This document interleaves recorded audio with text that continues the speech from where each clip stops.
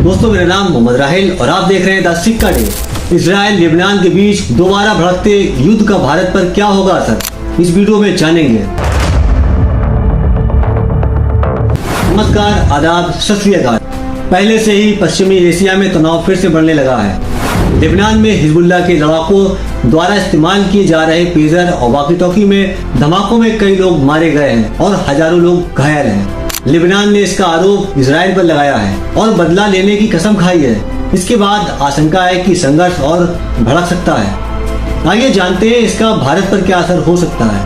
17 सितंबर को लेबनान में अचानक से पेजर में धमाके होने लगे।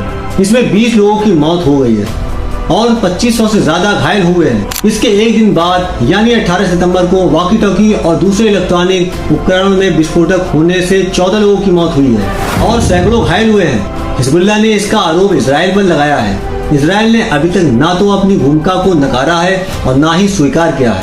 इसकी पूरी संभावना है कि युद्ध और भड़क सकता है। पेजर धमाकों के बाद अपने पहले भाषण में हिजबुल्लाह नेता हसन नसरुल्लाह ने कहा कि ये हमले आतंकवादी थे। लेबनान और उसके लोगों के खिलाफ युद्ध की घोषणा थी। नसरुल्लाह ने कहा, हम इस परेशानी से टूट नहीं सकते, चाहे ये कितनी भी बड़ी क्यों ना हो, शक्तिशाली क्यों ना हो। ये सीखने के लिए सबक है। हिजबुल्लाह और अधिक मजबूत बनेगा। प्रधानमंत्री बेंजामिन नेतन्याहू ने एक बयान में संकेत दिया है कि हिजबुल्लाह को इजरायली ठिकानों पर गोलीबारी बंद करने के लिए सैन्य अभियान का विस्तार किया जा सकता है। इजराइल के रक्षा मंत्री योआव गैलेंट ने भी कहा कि इजराइल के उत्तरी समुदायों की उनके घरों में वापसी अनिश्चित करने के लिए एकमात्र तरीका सैन्य कार्रवाई के माध्यम से होगा। यहाँ उत्तरी समुदायों में आशय लेबनान से सटे इलाकों से है।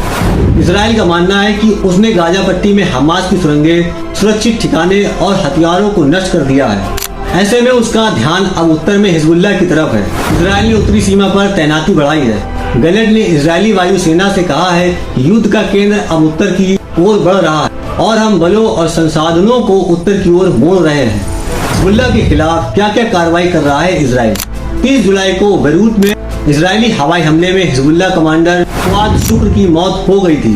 कहा जाता है कि गोलान हाइट्स में हुए रॉकेट हमले के पीछे फुआद ही था, जिसमें 12 लोगों की मौत हुई थी। इसके बाद इजराइल ने हिजबुल्लाह द्वारा इस्तेमाल किए जाने वाले संचार उपकरणों को निशाना बनाया है। 20 सितंबर को इजराइल ने लेबनान पर हवाई हमले कर हिजबुल्लाह के सैकड़ों रॉकेट लॉन्चर तबाह करने का दावा किया है। अब बात करेंगे भारत के लिए क्या है चिंता की बात। अभी तक ये युद्ध इजराइल हमास के बीच था। भारत इजराइल और फिलिस्तीन को लेकर सावधानी से अपना पक्ष सामने रख रहा है। भारत ने इजराइल पर हुए हमले को आतंकवादी बताया था तो फिलिस्तीन की स्वतंत्रता की बात भी दोहराई थी। हालांकि अब लेबनान और इजराइल का युद्ध होता है तो इसमें ईरान और अमेरिका के शामिल होने की आशंका है। ऐसे में भारत के लिए कूटनीतिक स्तर पर अधिक बड़ी चुनौती होगी। भारत के लिए क्या क्या दांव पर है।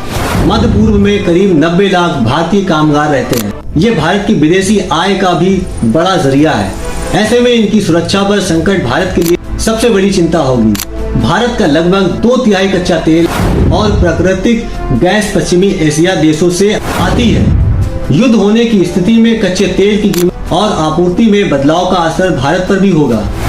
हालांकि भारत ने अभी तक स्थिति पर कोई प्रतिक्रिया नहीं की है। दोस्तों, अगर हमारा ये वीडियो आपको पसंद आए तो प्लीज लाइक और सब्सक्राइब जरूर करें। मिलते हैं अगले एपिसोड में।